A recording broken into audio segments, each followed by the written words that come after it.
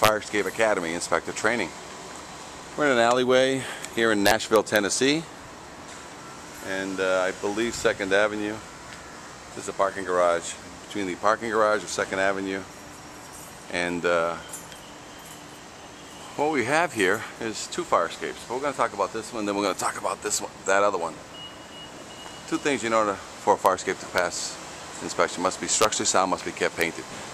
The easiest one to write a violation is called a deterioration violation, meaning they haven't been painting it. So as you can see on this fire escape, they have been painting it. So we really don't have a violation to write on here. So the second thing we need to do from the ground, if we're not doing a full inspection of the fire escape, is to see if there's anything structural that we see that we understand or don't understand. I have never seen a cantilever ever, a cantilever that has been folded into itself. My first time ever, and I inspect throughout the entire United States. So I've never seen one of these cantilevers, and it looks like it's a slide. So it looks like this thing, once it's released, so it has to have a release bar of some kind somewhere, it'll drop 2 to 3 feet per second. And there may be a pin there, but I really can't see a pin. Yep, that looks like it's a pin, but it's not active. It's open, and yet and it's very weak. It's a 1/2-inch bar. Not very common. But once you release it, this thing is supposed to drop 2 to 3 feet per second, hit the ground, so that thing slides down and hits the ground. So right there you can tell this is enough to write a violation that the fire escape is out of balance. Now you have other issues on the stairs and the treads. Water seems to be getting into some of these connections. There's some rot at the very top.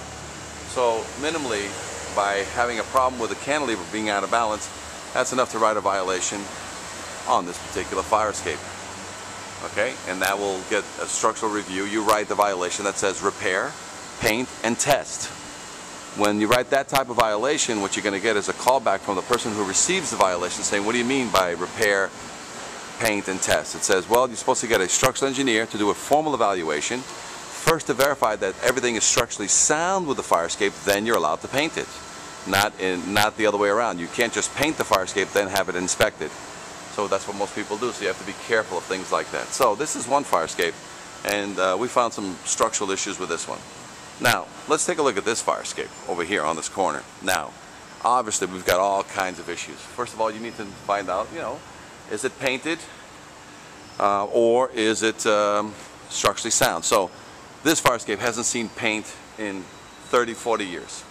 Looks like the rooms up above, though, have some sort of usage because they're not abandoned windows and such. So people plan to use this fire escape in one way or another. So very, very dangerous situation, because let's say the owner gets out here and he puts some paint on this thing right away. But if you look up, I mean, we've got damage from a truck here. Severe damage from trucks. That's the first thing. Missing treads and tread pieces. So these things are actually falling down on people's heads who walk this alleyway. Every one of these staircases looking up, you can see treads falling or ready to fall and ready to hit somebody on the head. So the first wind, the first snowfall, these are pieces that are going to be falling on people's heads walking up and down this alleyway. This is Russian roulette if you walk underneath this fire escape. There's pieces that have been falling, that are consistently falling every day off this fire escape. You got cement problems. I mean, the fire escape is blown away from the wall. You got wall problems. This walls are all, the mortar's all missing on this fire escape. I mean, I think that's 3rd Ave. It's a parking lot here. This fire escape is condemned. When you start looking at some of these pieces, you can't save any of those treads. I mean, they're just missing treads, missing components. Pulled away cement, pulled away. I mean, this is a life safety issue, and if this building is occupied on the upper floors, and even if they say, well, we have another interior staircase on this building that already satisfies the means of egress, well, then you got to get rid of this fire escape. You got to get rid of this fire escape because firemen coming in here in the middle of the night, they don't know that this fire escape's no good.